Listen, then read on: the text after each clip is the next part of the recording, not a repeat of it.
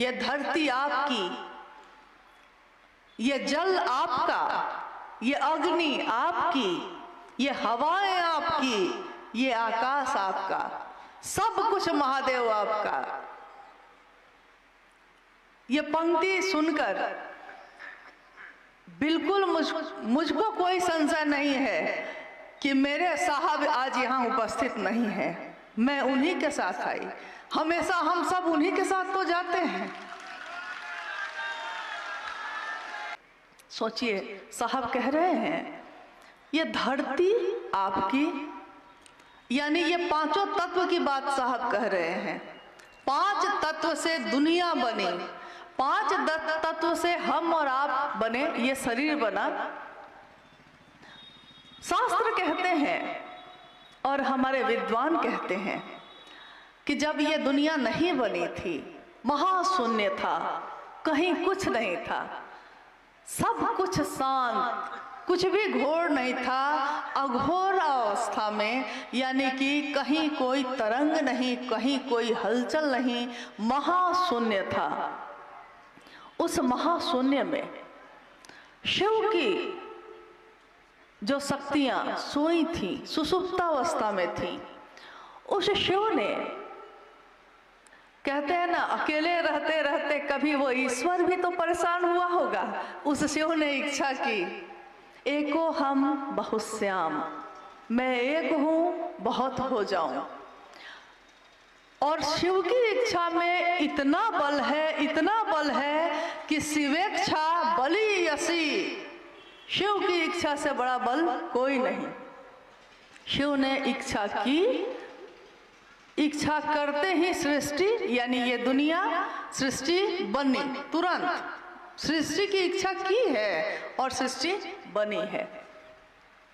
आकाश बना, वायु बनी, अग्नि, जल और ये मिट्टी।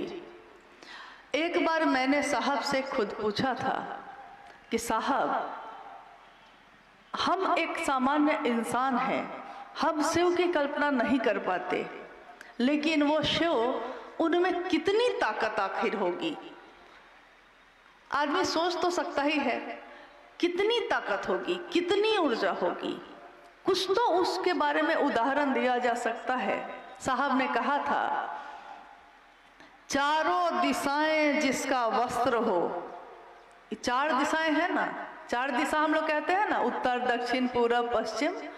ये चारों दिशाएं जिसका वस्त्र हो और करोड़ों बिजलियों की जो चमक है, करोड़ों बिजलियां जिसका आहार हो, यानी वो शिव करोड़ों बिजलियों का भोजन करते हैं।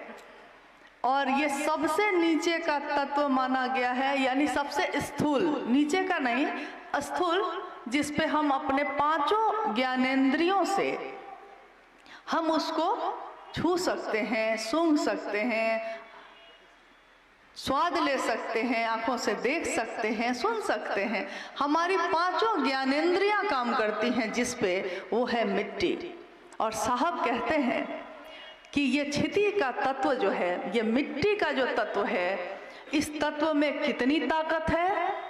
उन्होंने कहा कि करोड़ों बिजलियों की चमक एक साथ, अगर वो करोड़ों बिजलियां गिरे तो जितनी ताकत होगी, मिट्टी के एक परत में, एक कण में वो ताकत है।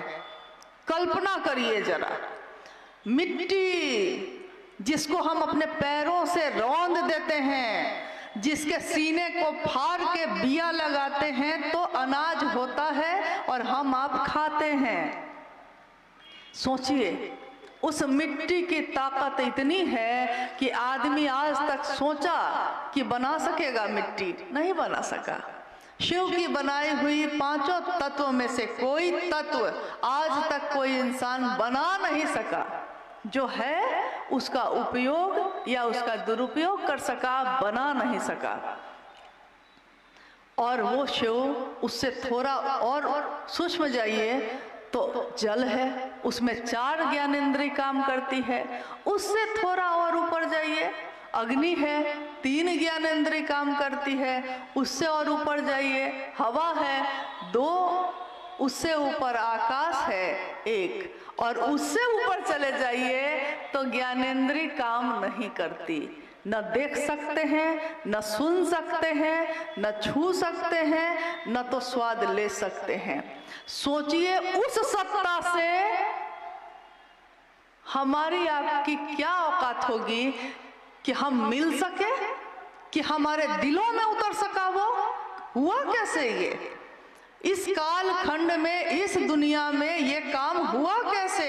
कौन है वो जो यहाँ उतरा था और जिसने उस शिव की असीम ऊर्जा को, अक्षय स्रोत को इतना सरल, इतना स्थूल बनाया कि इस दुनिया में, इस जगत में रहने वाले लोग उस शिव को एहसास कर सके, उस शिव को के बारे में अपने दिल में, वो उनके दिल में धड़क सका।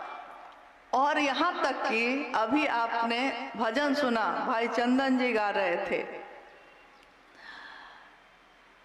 जे कहियो शास्त्र पुराणों न पढ़ ले। जो शास्त्र और पुराण नहीं पढ़ा, कहते हैं, साहब ने कहा है कि शिव ज्ञान देते हैं तो शास्त्र आरेखित होते हैं। शिव ज्ञान उतरता है किसी में तब शास्त्र लिखे जाते हैं। तो उस शिव के सामने शास्त्र का भी कोई महत्व नहीं। तो जे कहियो शास्त्र पुराणों न पढ़ लई, हिंदी और अंग्रेजी नहीं पढ़ा, से चर्चा धुर झाड़ करे छे। सो चर्चा कर रहा है किसकी? शिव की। जे चर्चा धुर झाड़ करे छे, 12 महीना शिव की चर्चा किए जा रहा है। ये ज्ञान निकलता कहाँ से है? वो महादेव उतरे कैसे? ये कौन उतारा? मेरे आपके अंदर तो पहले था नहीं। तो हम कहते हैं कि उनका नाम है हरिंद्रानंद। धरती ने उनको नाम दिया हरिंद्रानंद। और सोच लीजिए, कल्पना कीजिए कि जिसने शिव की उस ऊर्जा को धरती तक उतार लिया है, उन साहब हरिंद्रानंद में क्या ऊर्जा होगी?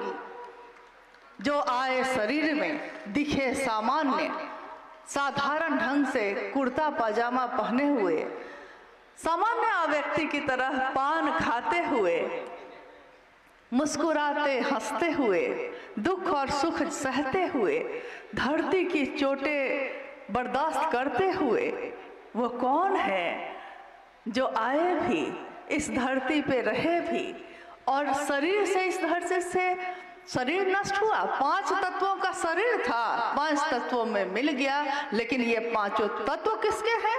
तो शिव के हैं। और साहब कहाँ मिले? तो इन 5 तत्व में। धरती पे तो हम बैठे हैं, यानी इसके कण कण में शिव के साथ वो साहब हरिंद्रानंद भी हैं। हवाएं सांस ले रहे हैं हम लोग, नमः शिवाय करते हैं अपनी सांसों से, हर सांस के साथ, क्योंकि ये सांस मेरी भी है, आपकी भी है, लेकिन हमारी सांस में ये ताकत नहीं थी कि वो शिव अपना प्राण मंत्र मेरी या आपकी सांसों में उतार सकता था। नहीं उतार सका। उसके लिए भी तो क्षमता चाहिए, उसके लिए भी तो योग्यता चाहिए। तो उन्होंने अपने हवा के झोंके से 5 तत्वों का ही सहारा लिया है। हवा के झोंके के साथ साहब हरिंद्रानंद जी के श्वास में नमः आया, शिवाय उतर गया। नमः आया, शिवाय उतर गया, एकदम साधारण ढंग से, एकदम सामान्य गति से। साहब हरिंद्रानंद जी के जीवन की कितनी घटनाएं हैं। हम कहते हैं शिव का तत्व कौन ज्ञानी है जो जान सका? कोई नहीं जान सका। साहब ने शिव की अवधारणा की व्याख्या की। साहब हरिंद्रानंद जी ने कहा कि दुनिया के लोगों ने, जैसे आपने कभी हाथी देखा है? साहब कहते हैं कि आपने कभी हाथी देखा है? तो हाथी में 5 अंधे आदमी 5 जा रहे थे।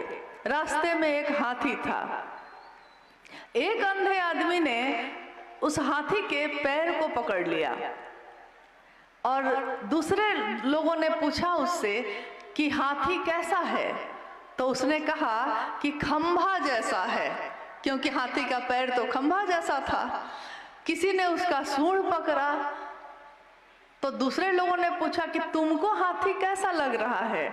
तो उसने कहा कि मुलायम है, लचीला है, शंकु रूप में है। किसी ने उसके कान को पकड़ा तो कहा कि ये तो पंखा के जैसा है। और अभी भी देखिए कितनी गुरु बहन पंखा झल रही हैं ऐसे ऐसे।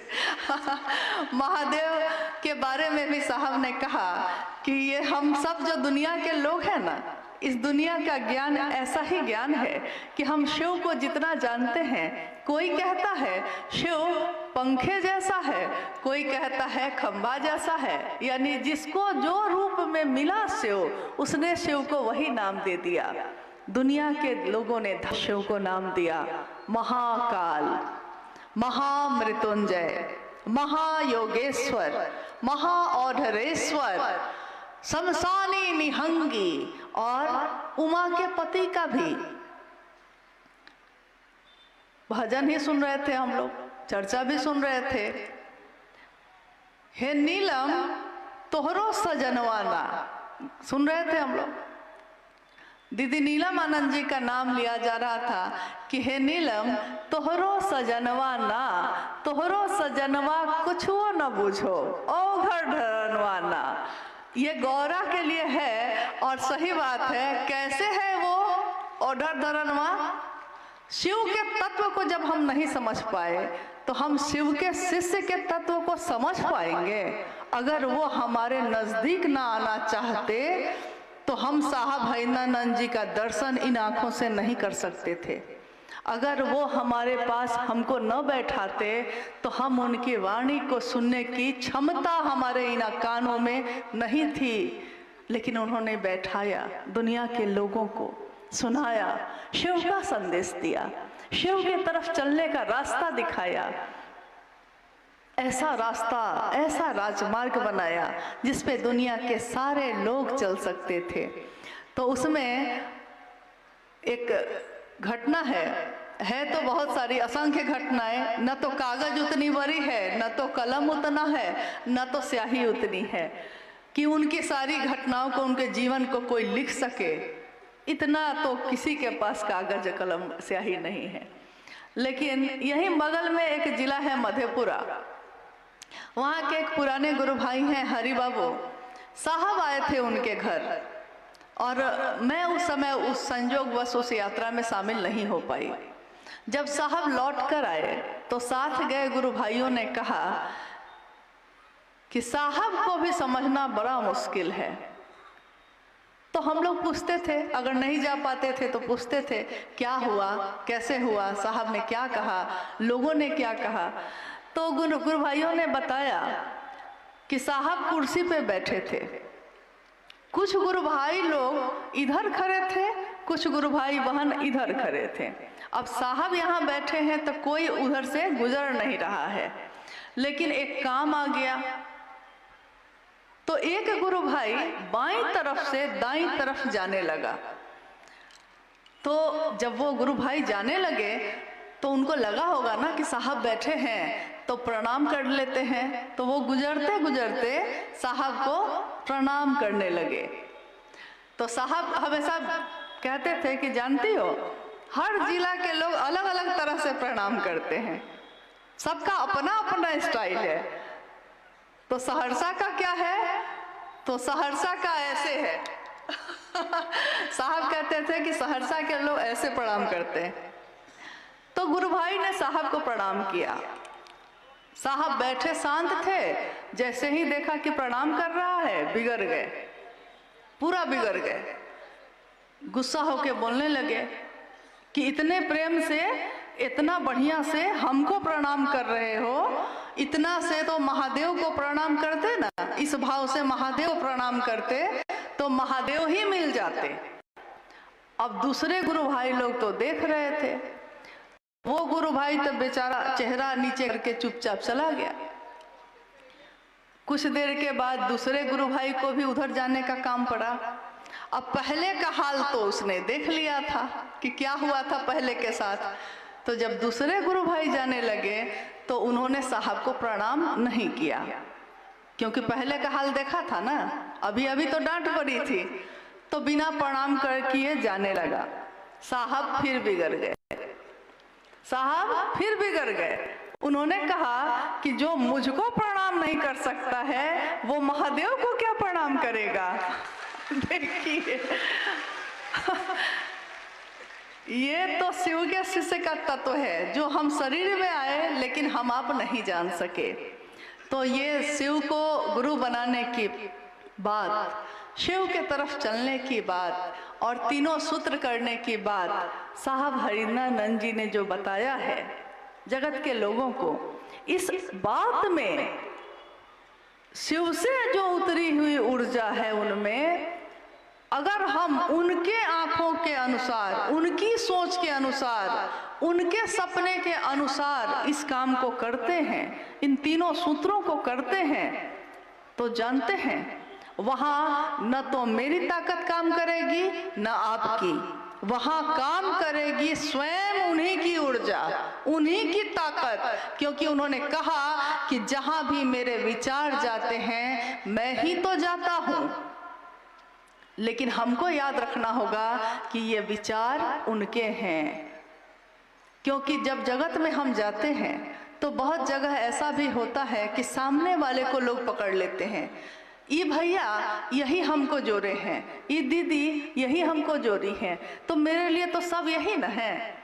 लेकिन मेरी जिम्मेदारी क्या है, आपकी जिम्मेदारी क्या है उस समय, कि हमको बताना पड़ता है कि नहीं भैया, ये वाणी है साहब हरिनानंद जी की, जो शिव ने खुद उनमें उतारी और जगत के लोगों के लिए उतारी है। मेरा काम बस है संदेश वाहक का। जैसे कोई डाकिया डाक लेके आ जाता है, चिट्ठी लेके पहुंचाता है, चिट्ठी लिखा कोई और है, पहुंचेगा कहीं और, बस हमको पहुंचाना है, इतना ही है हम लोग का काम।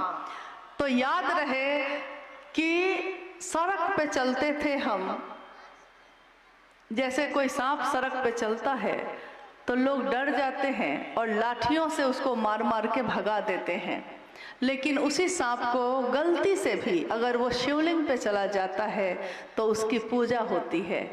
हमारी आपकी भी वही स्थिति है।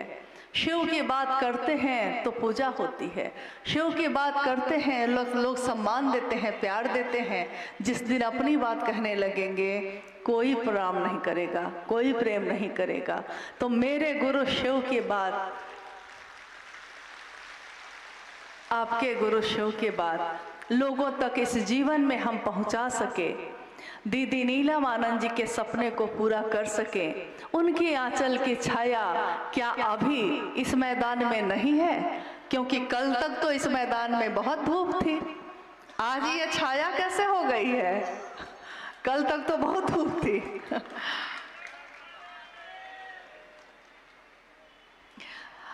आइए, अगर हम लोग कोई जिज्ञासा है तो उस पर भी थोड़ी देर बात करते हैं। ये कार्यक्रम एक दिन खत्म हो जाएगा, आज ही खत्म हो जाएगा, आप भी चले जाएंगे, हम भी चले जाएंगे, फिर न जाने कब आना होगा भी कि नहीं, कोई नहीं जानता। यह जीवन कागज की पुरिया, बूंद परे घुल जाना है। मौत की एक बूंद कब पड़ेगी, कब हम एक दूसरे से इस शरीर में विदा ले लेंगे, कोई नहीं जानता। लेकिन मेरी अंतिम सांस, मेरे जीवन का अंतिम क्षण मेरे साहब के संकल्प को पूरा करते हुए गुजरे, मेरे गुरु की दया को खुद भी और दूसरों को भी अनुभूत कराते हुए गुजरे। माँ नीलम आनंद जी के जीवन में पूरे समर्पण को चरितार्थ करते हुए गुजरे, इसकी ही कामना है। आइए हम लोग कुछ जिज्ञासाओं पे बात करते हैं। स्थानीय गुरु भाई गुरु बहनों के द्वारा एक जिज्ञासा ही है कि क्या भगवान शिव की शिष्यता, क्या भगवान शिव की शिष्यता अन्य गुरुओं की शिष्यता से भिन्न है या एक ही है? शिव की शिष्यता, हाँ, भगवान शिव की शिष्यता अन्य गुरुओं, जो पहले पूर्व के शरीरी गुरु आए उन गुरुओं की शिष्यता से भिन्न है या एक ही है? भगवान शिव की शिष्यता और अन्य गुरु जो आए, गुरु या सदगुरु शरीर में जो आए, उनकी शिष्यता दोनों अलग है या एक ही है? जिज्ञासा ये है, यही है ना। जिज्ञासा में ही अंतर स्पष्ट है। भगवान शिव की शिष्यता और गुरु या सदगुरु की शिष्यता,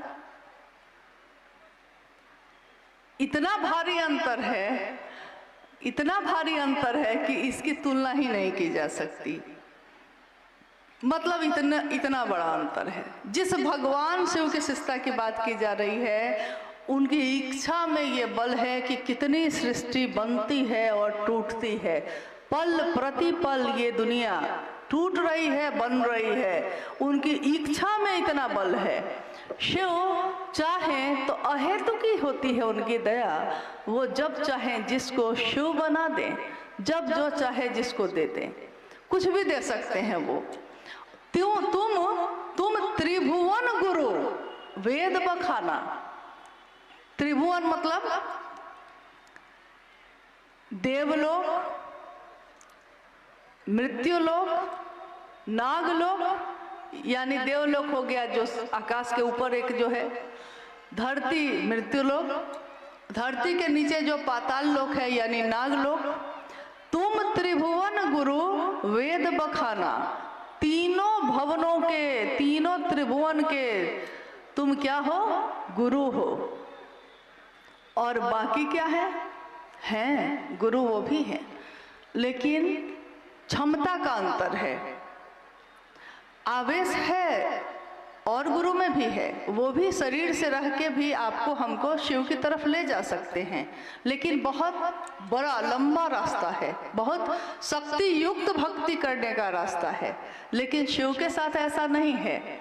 शिव के साथ ऐसा है कि वो है क्या? आवेश रहित आवेश। अभी मैंने, जैसे इस माइक का ये तार है, इस तार को मैंने अपने हाथों से पकड़ रखा है, लेकिन इस तार के अंदर एक ऐसा करंट दौड़ रहा है, अगर उससे मेरा हाथ सट जाए तो यहीं के यहीं खत्म हो जाएंगे। लेकिन रबड़ चढ़ी हुई है, तो हम इसको घुमा रहे हैं, इसको हाथ में रखे हुए हैं, कुछ फर्क नहीं पड़ता। एक बच्चा भी आके इस पे पैर से रौंद सकता है, कोई दिक्कत नहीं है। लेकिन शिव आवेश रहित आवेश है। भगवान शिव की शिष्यता जगत के किसी भी जीव में भेद नहीं कर सकती। सारा आवेश रहते हुए भी वो अपने आवेश को एक रबड़ चढ़ाए हुए हैं, ताकि उनका शिष्य उन तक पहुंच सके। नहीं तो शिव तक तो हम पहुंच नहीं सकते हैं। और शिव की शिष्यता पूरे जगत के लिए है, यानी उसमें सारे लोग आते हैं, सारे जीव, सारे जंतु, सब के सब आते हैं। लेकिन शरीरधारी गुरु के साथ या सदगुरु श्रेणी तक के साथ ऐसा नहीं है। उनकी अपनी पसंद नापसंद है। सदगुरु श्रेणी के भी लोग अगर हुए हैं तो उनकी भी कोई ना कोई चीज ऐसी होती है जो उनको नहीं पसंद है, तो वो कहते हैं कि गृहस्थ आश्रम को छोड़ के आना होगा, ब्रह्मचारी बन के आना होगा, मांस मछली छोड़ के आना होगा, यानी कि पवित्र होके आना होगा। कुछ न कुछ उनका अपना एक दायरा बना हुआ है कि इस दायरे में तुम आओगे तो हम तुमको शिव की तरफ लेकर जा सकते हैं।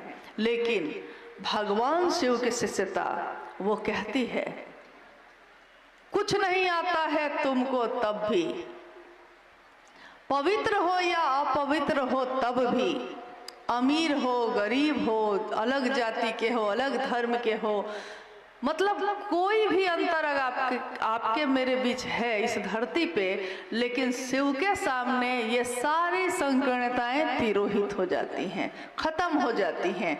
इसीलिए शिव जगत के गुरु हैं। जगत के गुरु और बाकी गुरुओं में कोई तुलना ही नहीं है सब शिष्यता ही, रास्ता सब जाके वहीं मिलता है। लेकिन शिव जब स्वयं गुरु हो जाए, तब फिर जब सूरज खुद निकल जाए तो सारे तारे छिप जाते हैं। नहीं, सूरज की रोशनी के बाद तारे नहीं दिखते, सूरज की रोशनी ही दिखती है। किसी व्यक्ति के चित्त में, किसी व्यक्ति इंसान के शरीर में जो आया है, उसके मन में अगर शिव बस जाए, उसके चित्त में एक ऐसा ज्ञान का सूरज उदीप्यमान होता है जो जग को रोशनी से भर देता है। मन उजियारा जब जब छाए, जग उजियारा होए। मन में किसी के उजियारा आ गया है तो उसके मन के उजियारे से ये जग उजियारा हुआ है और साहब हरिदानंद जी के मन का अंधेरा दूर हुआ। शिव उन्हीं के मन में प्रवेश कर गए तो उनके मन से जुड़ के हमारे मन का अंधेरा भी दूर हुआ।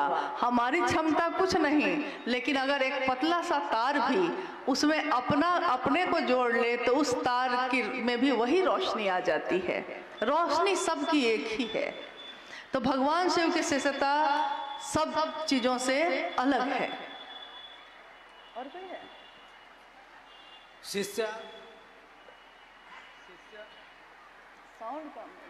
शिष्या अनुभूति कहती है, जो साहब श्री के द्वारा लिखित है। शिव शिष्य होने के लिए केवल अस्थाई शिष्य भाव अनिवार्य है। ये अस्थाई शिष्य भाव कैसे होगा? अच्छा, आप लोग जो है थोड़ी सी देर के लिए हलचल बंद कर दीजिए। घर हमको भी जाना है, आपको भी जाना है। घर अपनी ही जगह रहेगा, कहीं दूसरी जगह नहीं चला जाएगा, आपके इंतजार में वहीं रहेगा। जिज्ञासा ये है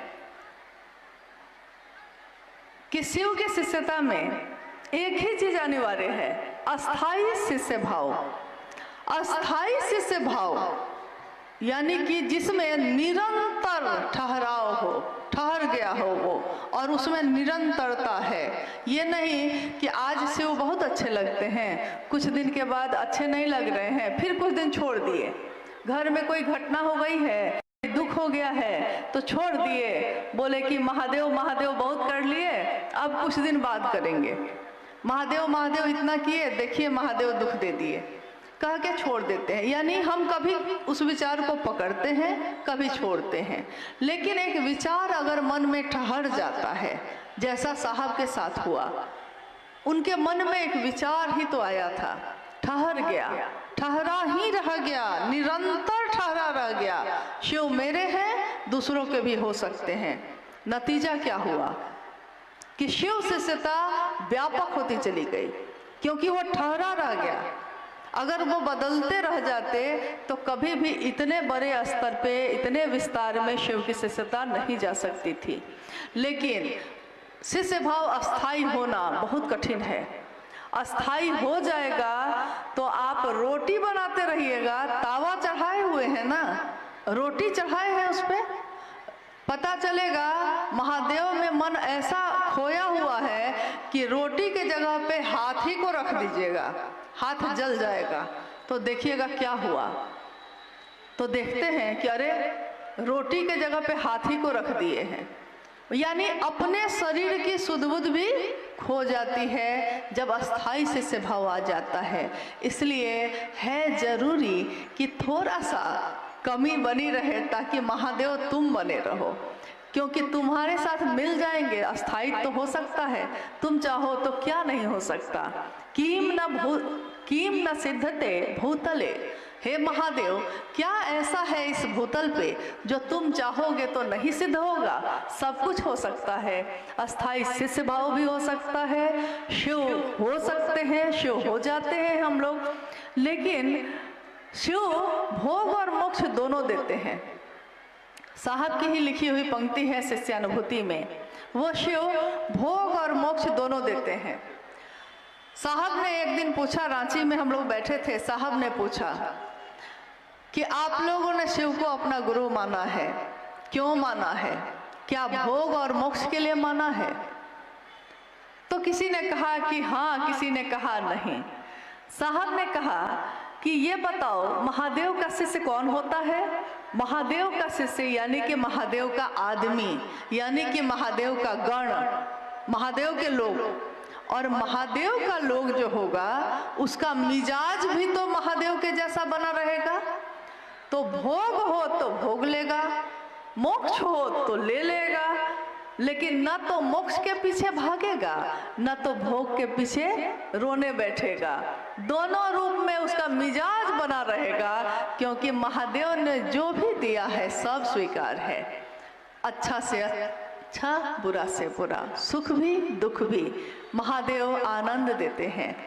हमारे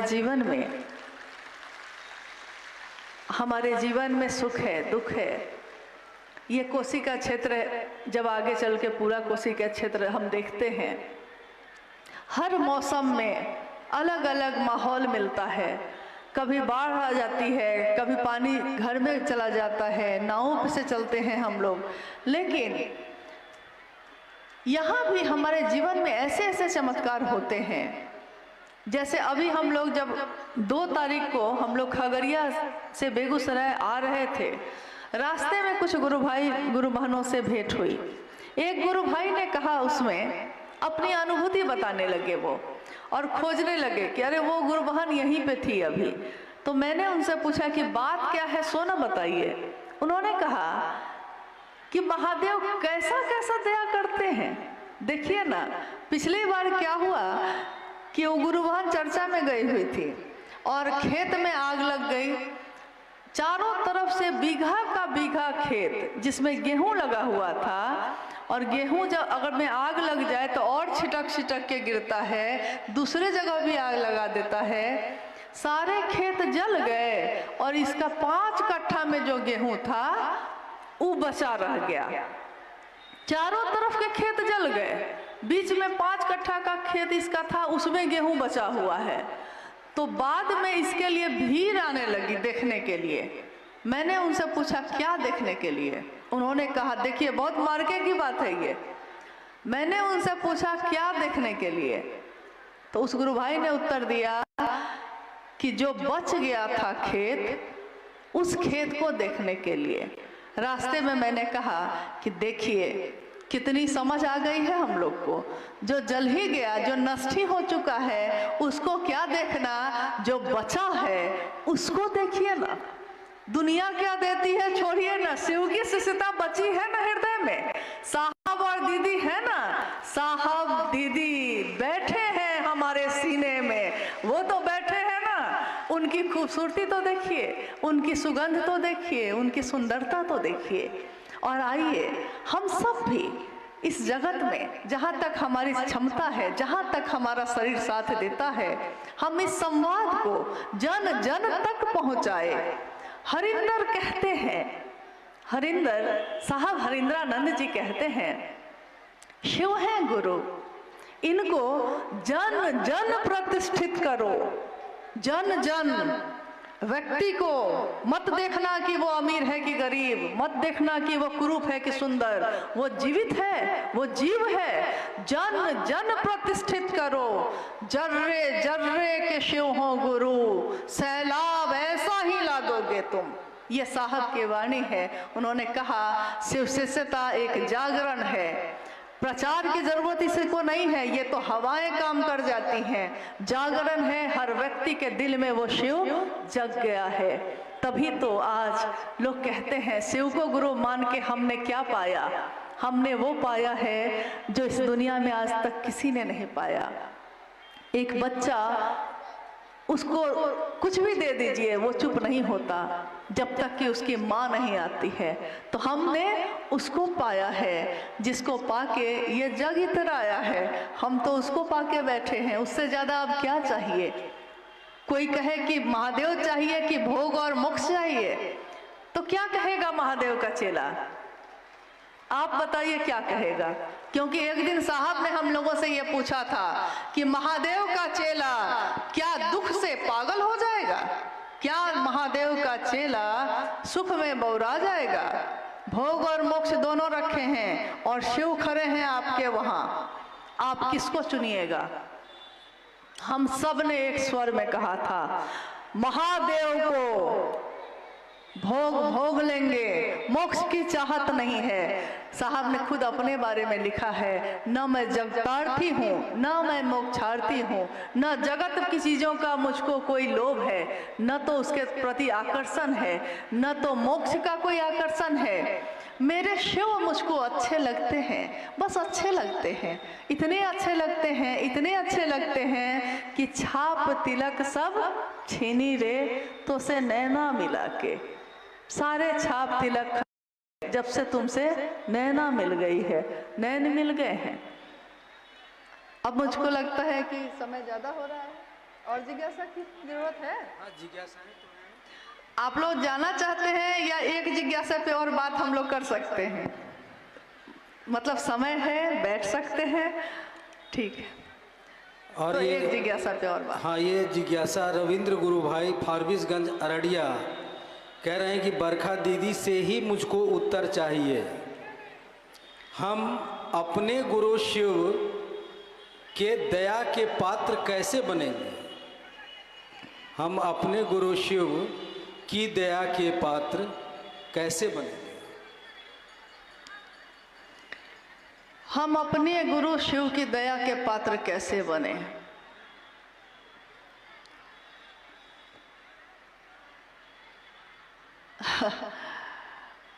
साहब से हम लोगों ने कहा, जब उन्होंने आओ चले शिव की ओर पुस्तक लिखी थी, उसमें एक पंक्ति उन्होंने लिखी है, पीरा के क्षणों में गुरु की दया त्वरित हो जाती है। और मेरे गुरु की दया सर्वदा दुनिया चोट देती रही है और सर्वदा गुरु की दया मरहम का काम करती रही है। उसी की आगे की पंक्ति है, शायद सबके साथ ऐसा होता है। कौन? जिनके प्रिय शिव हैं या जो शिव के प्रिय हैं। साहब ने जब ये पंक्ति लिखी थी तो हम लोगों ने पूछा था उनसे कि ये पंक्ति सुनने में एक जैसी लग रही है कि जिनके प्रिय शिव हैं या जो शिव के प्रिय हैं। सुनने में तो एक जैसा ही लग रहा है, अंतर नहीं लग रहा है, लेकिन आपने ये पंक्ति लिखी है, इसका मतलब है कि इसमें जरूर अंतर होगा। पहला सूत्र में भी देखिए अंतर है, वैसा ही उन्होंने लिखा। तो मैंने पूछा था तो उन्होंने कहा जिनके प्रिय शिव हैं, क्योंकि अभी शिव की दया कैसे मुझको मिले इसी पे बात हो रही है। जिनके प्रिय शिव हैं, आज देखिएगा कुछ गुरु भाई गुरु बहन शिव को गुरु माने हैं, खूब चल रहे हैं महादेव के काम में, खूब चल रहे हैं, इतना चल रहे हैं कि हम लोग शर्मिंदा हो जाते हैं कि अरे इतना बढ़िया चल रहे हैं, हम उतना नहीं जा पा रहे हैं। साहब ने तो कहा कि कुछ लोगों ने इसी गुरु मंच पे आके ऐसी बात साहब के सामने महादेव के लिए कही कि साहब ने खुद उनको कहा था कि भाई आज तुमने जो शिव की चर्चा की है, वैसा मैं शिव का शिष्य जो हूँ हरिनानंद, मैं भी वैसा शायद नहीं कर पाऊँ। सोचिए, कुछ क्षण के लिए उस व्यक्ति का मन इतना ज्यादा बढ़िया था कि शिव से ज्यादा प्रिय उसके लिए कोई नहीं था उस दिन। लेकिन जीवन है, घटना घटती है, कुछ ना कुछ होता है। आपका मन है, दुख भी लेता है, सुख भी लेता है। तो किसी घटना से मन दुखी हो गया होगा, हो गया ही होगी कोई बात। मन का कोई ठिकाना नहीं है भाई, किसी बात से दुखी हो सकता है। मामूली से मामूली बातों पे बरसों के यार आने गए, तो छोटी छोटी बातों पे बरसों के यार आने चले जाते हैं। तो शिव की शिष्यता में कुछ लोग ऐसे चले जैसे लगता था कि कब से चल ही रहे हैं। उनके प्रिय शिव थे, लेकिन जीवन में कुछ बातें हुई, कुछ बुरा लग गया, कुछ अच्छा लग गया, महादेव प्रियता बदल गई। अब महादेव अच्छे नहीं लग रहे हैं, अब दूसरा व्यक्ति अच्छा लग रहा है, दूसरी बात अच्छी लग रही है। तो साहब ने कहा कि देखिए, उस दिन शिव प्रिय थे, प्रियता बदल सकती है आदमी की, अगर वो आपके तरफ से चलेगा तो बदल सकता है, लेकिन शिव की तरफ से चलेगा, यानी जिनके प्रिय शिव हो जाएंगे, शिव की तरफ से चलेगा, तो वो प्रियता कभी नहीं बदलती, क्योंकि शिव नहीं बदलता। तो जिनके जो शिव के प्रिय हैं, अब दूसरी पंक्ति है, जो शिव के प्रिय हैं। अब इस प्रश्न का उत्तर उसी में है। मैंने साहब से पूछा उस दिन, मैं ऐसा क्या करूं कि शिव का प्रिय हो जाऊं? साहब ने उत्तर दिया, इतना महादेव महादेव करना कि महादेव ही खोजने लगे कि कौन है मेरा दीवाना, कौन है ये दीवाना जो इतना मुझको बुलाता है, और वो खोज ले तो उसके प्रिय हो जाओगे। शिव की दया हम कैसे पाते हैं? गुरु अनुसार करने भर से पाते हैं। गुरु अनुसार करना भर है बस, न मेरी ज्यादा है इसमें कुछ, न इसमें कम है। जैसा गुरु ने साहब को आदेश दिया, साहब ने हम लोगों को बताया है, उतना ही भर करना है, उतने ही से महादेव की दया हो जाती है। अलग से कोई कर्मकांड, अलग से कोई बहुत बड़ा प्रबंध करने की जरूरत नहीं है, क्योंकि मनुष्य के सहज प्रेम से वो परमात्मा लभ्य है। सहज जो जन्मजात हमारे आपके दिल में होता है, किसी के लिए भी, किसी के लिए भी, पिता के लिए, पति के लिए, बच्चे के लिए, जन्म से ही है वो भाव, वो प्रेम जन्म से है, सहज प्रेम से।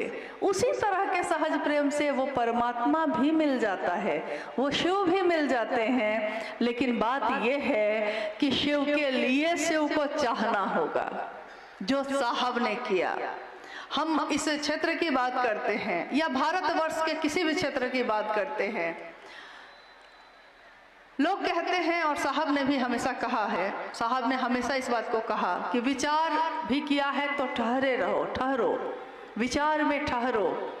भाव एक दिन तो बनेगा, एक दिन तो ये पानी वाष्प बन के कभी बदलेगा अपना रूप, तो भाव में बदलेगा।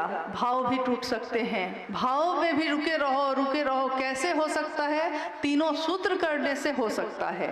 तीनों सूत्र करो, अपने गुरु शिव को मन ही मन पुकारो और कहो, हे शिव, आप मेरे गुरु हैं, मैं आपका शिष्य हूँ, मुझ शिष्य पर दया कर दीजिए। महादेव दया करते हैं, उनकी दया हो जाए तो चर्चा, शिव की चर्चा दूसरों से करो, खुद समझने के लिए भी करो और दूसरों को समझाने के लिए भी करो। लेकिन शिव की चर्चा क्या हो?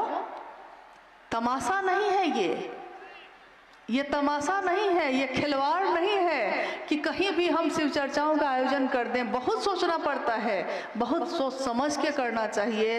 ये नहीं कि मन नहीं लग रहा है तो यहाँ भी कर दिया, यहाँ भी कर दिया। शिव की चर्चा शिव भाव से संजात, शिव भाव से भींगा हुआ, प्रगाढ़, एकदम गहरा बना हुआ मेरे दिल में जो होगा वही ना हम आपके दिल को दे सकेंगे।